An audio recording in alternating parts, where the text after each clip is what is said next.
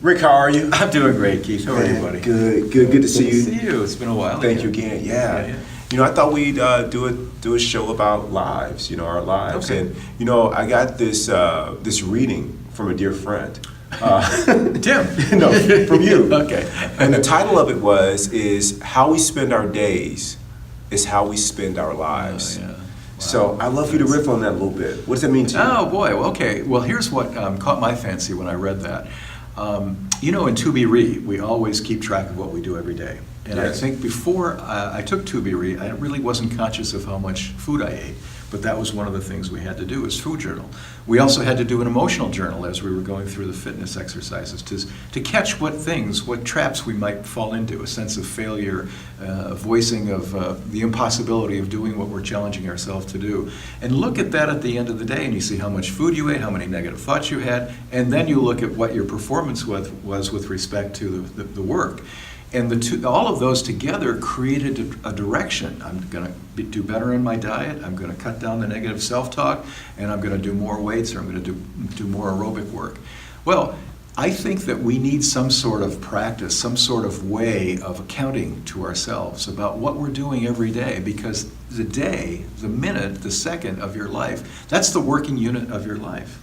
And if you let them all go by, at the end of the day, you may not have achieved anything that is important to you. And now I'm not talking about achievement in the sense of a career, although that could be an important thing to you. I'm talking about achievement in the sense of inner peace and a feeling of self-contentment, which is truly, truly hard to find in this culture. What do you think? Oh, Rick, I totally agree, man. I wasn't ready to speak up. Oh, okay. Well, let me go some more. You're rolling. Keep rolling. Okay, cool. So what I'm getting at is that unless you have a way of evaluating what you're doing every day that's consistent with what you want your life to be about, you'll just live your life on autopilot and just be in a constant state of reacting. React. Stimulus, response, stimulus, response, stimulus, response. You go to bed.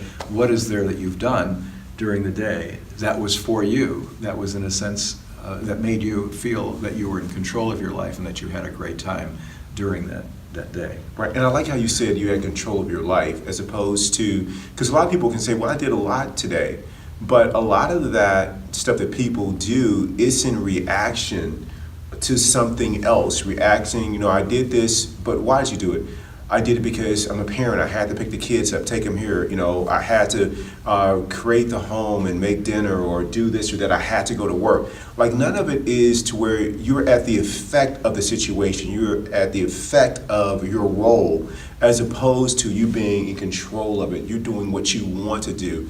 No matter what the role is, no matter what the task is, or the situation, that's completely different. And I think how we spend our days is, like, what is the motivating factor behind it? What kind of energy is informing our actions, our thoughts? And for me, it's become a couple of things. Loving kindness, first and foremost, and in a spirit of service. I'm using that to dictate how I show up in life.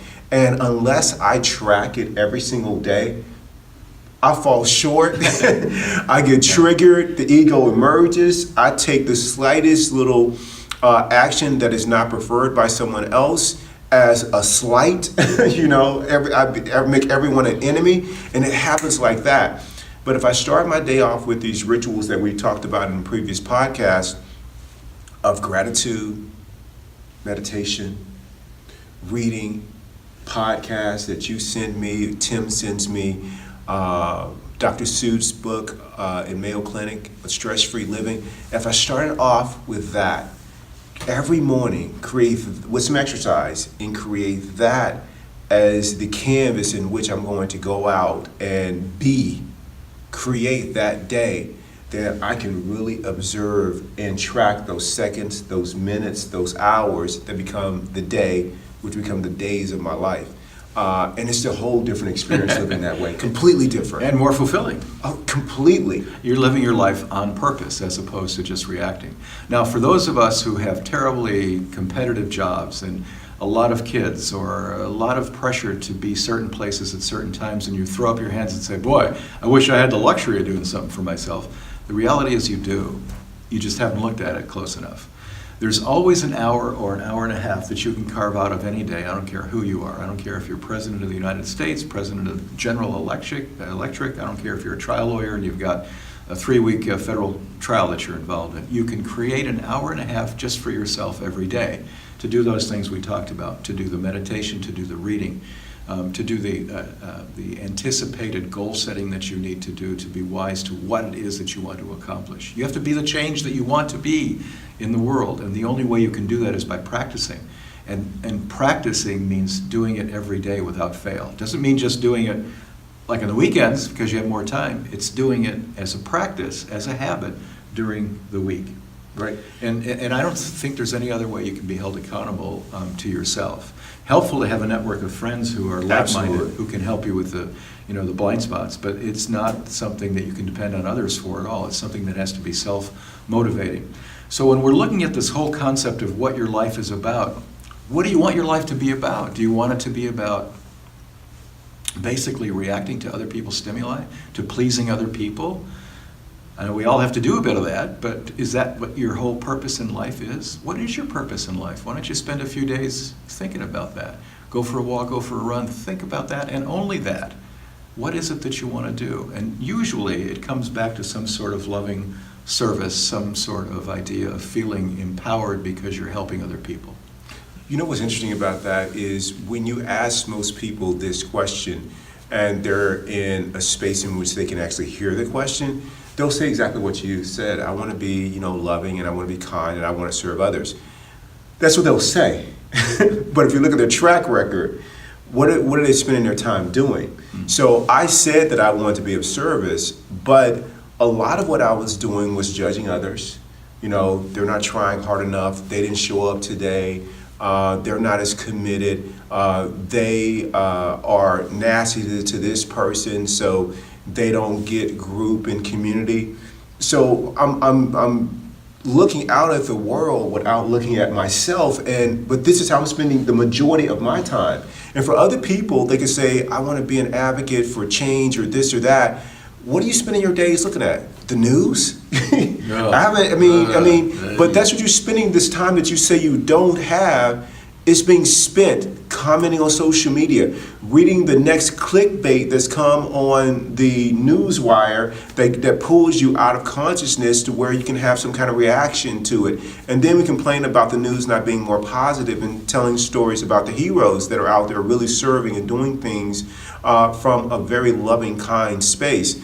And so how are you spending those little moments of time in your day? Not the major ones where you're having to do stuff for your family or complete a task for work, but the spaces in between those major tasks, those are the ones that really make up your day. We talk about athletes and athletes who are at the very top of their game. It's not them showing up on game day. It's them in the gym, on the court, on the track, when nobody's watching. It's the practice. It's the practice. And fortunately, life gives us people and situations all day, every day to practice. That's right. To practice. Well, keep in mind also that this life is for you. You have the magic of life. And one of the things, probably the only thing that you owe yourself is the honor of the life force that created you. That would be one argument I would make. You may disagree with that, but at least I think you would agree that there is a deep and important abiding love and gratefulness that you must feel for being given life.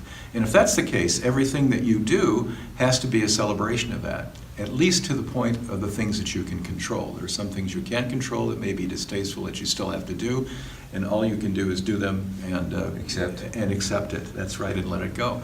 So let's give you a couple of tips on that. We talked about meditation, we talked about reading, we talked about exercise. We also, I think, need to do a couple of other things, and that is throughout the day, we need to make sure that we're mindful. What is mindful?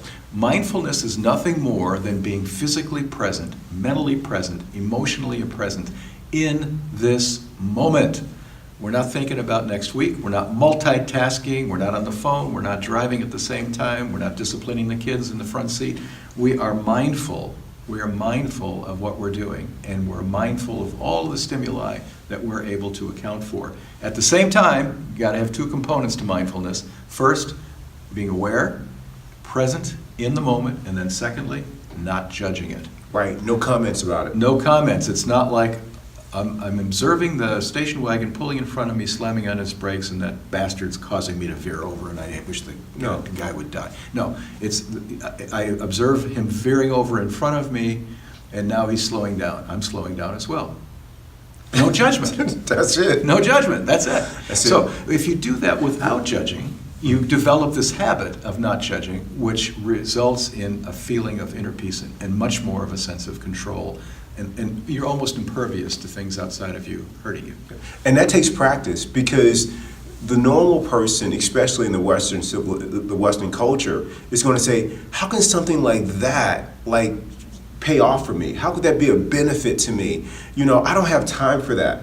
Well, if you don't, you're just going to have a lifetime full of suffering, being upset with this politician or your friend who you thought was your friend who doesn't have the same political leanings that you do, your husband not getting you, your wife not getting you, not doing what you want them to do, just all that drama. But if you practice this little thing that Rick just said, with traffic, with people driving and not judging it, that starts to show up in all other areas of your life. The player who goes onto the court and works on returning the serve over and over and over from every angle that it might come to that person on the court, to the athlete on the court, they practice over and over. When game time happens, the game slows down for them. Yeah, they don't judge it. All they're doing is returning. And it's like they're moving in slow motion. The same thing you do in life, but it starts with this deliberate practice. And it starts with seeing every opportunity as an opportunity to practice. And again, those seconds become minutes, become hours, become days of your life. Become your life. One other tip I think that's important too is when you start to get into practice, whether it's the mindfulness concept or the meditation morning ritual, the exercise ritual, all of them are very important, and all of them have to be begun and done with specificity daily. Daily. Without any exception. No breaks. No. And even if you can't do it as well as you'd like to, just show up. If you say, I can't work out today for whatever reason, I'm having my period, I didn't sleep well, whatever the excuse is, just go to the gym and sit in the gym and smell the gym and look around at watching other people be healthy. If that's all you can do, you're still going to the environment. Practice. You're still doing the practice in the environment that you should be, and maybe when you get there, you'll put all that aside and jump in. Maybe you won't, but at least you'll be there and not sitting at home saying, well, it's okay to let this day go. So the concept I'm trying to get across is that it has to be consistent and steady, but in addition to that, there's this Japanese idea called Kaizen, K-A-I-Z-E-N, and the notion is that you can take tiny, tiny steps, the very tiniest steps, just the very tiniest steps toward your goal, toward your practice, but make sure that you don't go backwards.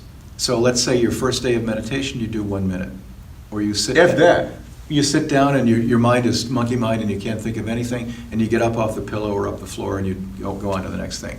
Don't beat yourself up. You were on the floor and you were doing the meditation. Now the next day, you got to do more. You can't go back. You can only do this little bit more, but you got to do more. So Kaizen says, in the practice, you must continue to make progress regardless how small the increments are, and you can never backslide. I love it. I love it. Before you know, you have change your life. Totally. You live in a very peaceful, intention, purposeful life that serves you and serves others. And you're happy, you're fulfilled, you're content, and you're at peace. And that's really what I'm striving for in my life. Me too. And when I have worked with clients over the years, and they'll argue with you about, I did it this way or I did it that way, and then when you start to chart it and track it, you see they become so aware of oh my God, this is nothing like I thought it was. They get to see the inconsistencies, and that's how it's been in my whole life. And I was telling you off camera about some things in my life with the inconsistencies, and at the time you couldn't have told me any different because I wasn't being the observer of it, and I wasn't asking my friends to call me on it. when they notice it. And so I think if you can do it those two ways, the daily practice, consistency every day, with Kaizen a little bit more than the day before, and with having people to help you with those blind spots, then you're on to something. Now the ego is going to fight you every step of the way. Like, it's going to be a battle every step of the way. But the more you make it non-negotiable, the ego will begin to loosen its grip, and that's what you want. And I think that all of this tends to come under the umbrella of something that we're both assuming everybody is interested in, and that is self-awareness. Mm-hmm. We're really trying to encourage living life on purpose as opposed to just shuffling and going through the motions and living it based on habit or in response to other people wanting you to do certain things. That's right, in default mode. In default mode. So the self-awareness part is we're always monitoring ourselves, and what Keith was saying about inconsistencies that he didn't realize he had, maybe one of the things that might be intriguing for you is just for one day, chart everything you eat and chart what you can remember about statements that you have made to other people. I think what you're going to find is that you took in a lot more calories than you ever thought was possible. And secondly, when you're in terms of the speaking part, you're going to be surprised at how many negative, gossipy, downright mean things you've probably said during the day. Right. And if you don't, and if you're not a person who expresses them outwardly, then just listen to the thoughts, the judgment. I can't believe he wore that.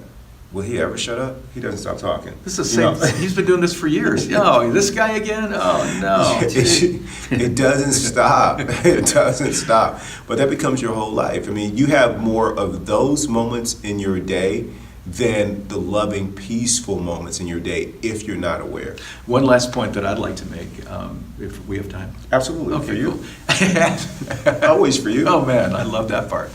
So I have a friend that has never run a race, and this is something that she's always wanted to do. She's 48 years old, and she's decided that she wanted to train for a 5K, and she had this little program on her watch or something that's called Couch to 5K, and you follow all the steps, and eventually at the end of so many weeks, I think it's 4, you're ready to do a 5K, which is 3.1 miles. So she diligently, before breakfast, in the dark, in the rain, whatever the problem was with the weather, she went out anyway and did all of the work that she was required to do. And then she did the race. And the morning of the race, she said, I feel like I've been practicing and practicing and practicing, and now I'm here with all these people, and it's so exciting. The energy level is great. There's music playing. There's a couple of bands. There's kids smiling. People are clapping. There's cowbells. She said, the actual event is the party. So if you take that metaphor and stretch it a bit, when you do the practice, as we've just described, all these steps, all these little things, you eventually find that your life becomes more like a party. It does. The practice produces the kind of interest and love of life that you can't get otherwise without the practice. Right. And that interest and love of life, that excitement, it has nothing to do with anything external. It has nothing to do with you actually getting somewhere You got that, man. or the destination. Totally. It becomes internal. Totally. But every day is a party. So it's raining. You celebrate the rain. You know what I'm saying? Like Let's go get some. That's right. It's not keeping you indoors, in bed. You're celebrating like, oh my God, this is an opportunity to practice. In a different condition. And every day starts to become that way. And you have more days like that than not, I would assume. Absolutely. In fact, I think if I have a bad day, I think to myself, this is a mistake.